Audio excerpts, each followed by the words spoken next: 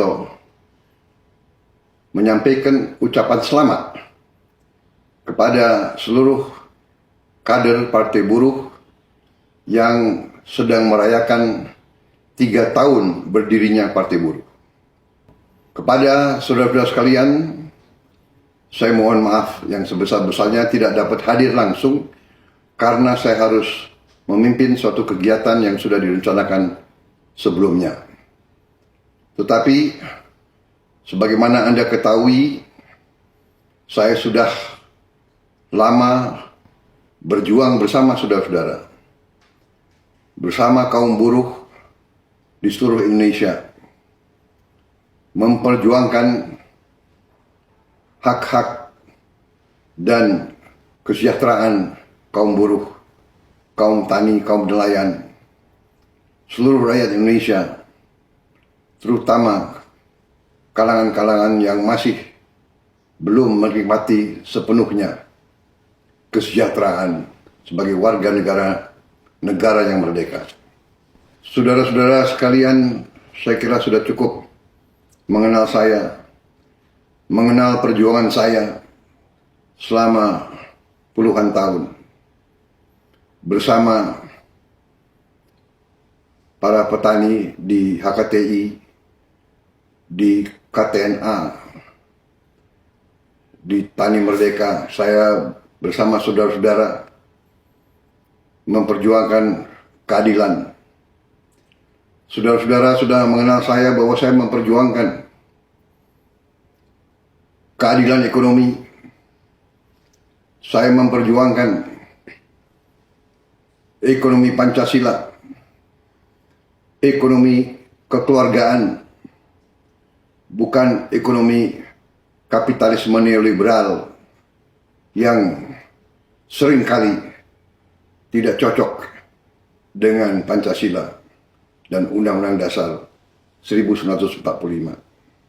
Karena itu, saudara-saudara, tentunya saya berharap bahwa kita terus akan bekerja sama, saling mendukung, saling memberi semangat, saling mengoreksi.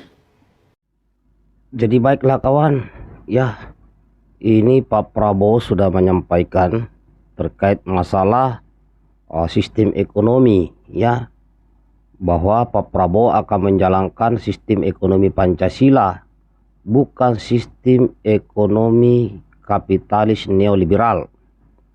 Nah, apakah itu sistem ekonomi Pancasila? Nah, ya ini saya ambil dari oleh Dr. H. Sukarni, ya, terkait masalah sistem ekonomi Pancasila seperti apa.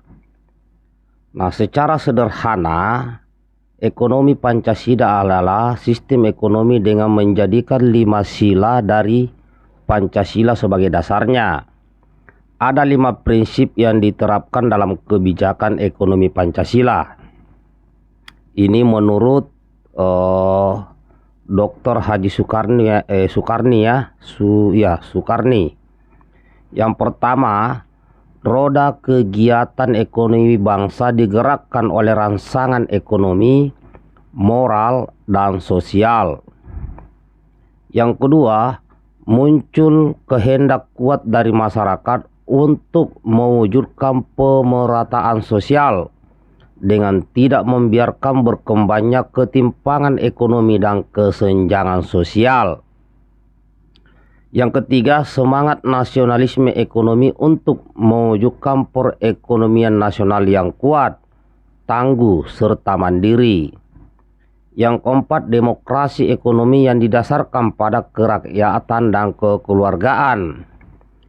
Kelima, keseimbangan yang harmonis, efisien, dan adil antara perencanaan nasional dengan desentralisasi ekonomi, serta otonomi yang luas, bebas, dan bertanggung jawab. Nah, di dalam buku Sustainable Financing 2015 oleh Mulyaman D. Haddad serta Istiana Mafuca menjelaskan bahwa ada 4 ciri sistem ekonomi Pancasila. 1. negara menguasai hajat hidup orang banyak. 2. Pemerintah dan swasta saling mendukung untuk pembangunan ekonomi. Ya. 3. Perekonomian digerakkan melalui rangsangan ekonomi, sosial, dan moral. 4. Prioritas utama ialah menciptakan perekonomian yang tangguh.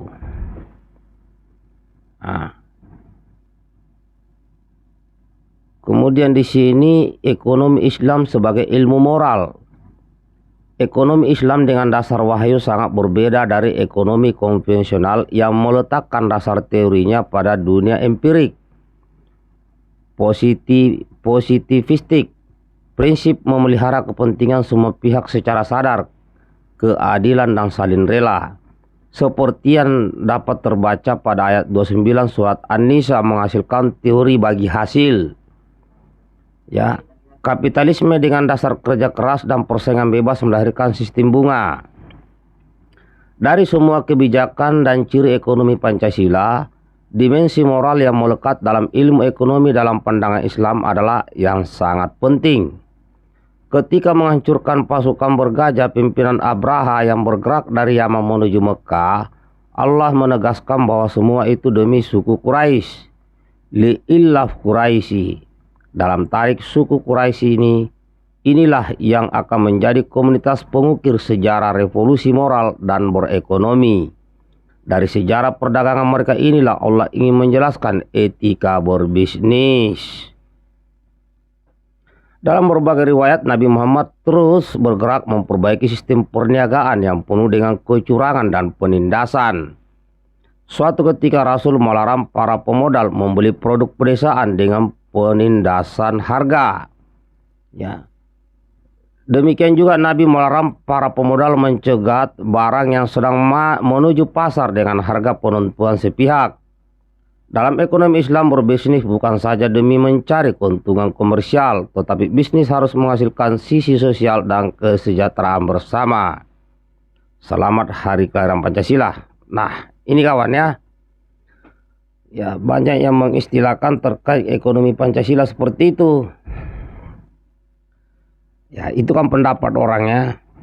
Jadi bahwa ekonomi Pancasila ini adalah sejalan dengan ekonomi Islam. Nah, saya belum pernah mempelajari sistem ekonomi Pancasila. Kalau yang disebutkan tadi itu kan gambaran-gambaran besar. Tapi yang intinya Pak Prabowo akan menjalankan sistem ekonomi Pancasila, artinya ya, keadilan di situ akan terwujud, pemerataan akan terwujud, dan kita akan melihat seperti apa pelaksanaannya di lapangan. Yang jelas Pak Prabowo itu sudah punya ya cara-caranya untuk yang namanya pemerataan, untuk keadilan dan kesejahteraan seluruh rakyat Indonesia. Nah, ini tidak mudah kawan, karena kita harus mengelola sumber daya alam dengan baik dan benar. Ya, kita harus menciptakan produk dalam negeri buatan sendiri. Ya, tentunya di sini saya melihat rakyat harus dilibatkan sebagai investor. Jadi bukan hanya satu golongan tertentu atau satu kelompok tertentu. Indonesia menuju bangsa, ya, menuju Indonesia Emas 2045. Pak Prabowo dan Mas Gibran, selamat bekerja untuk bangsa Indonesia. Mantap.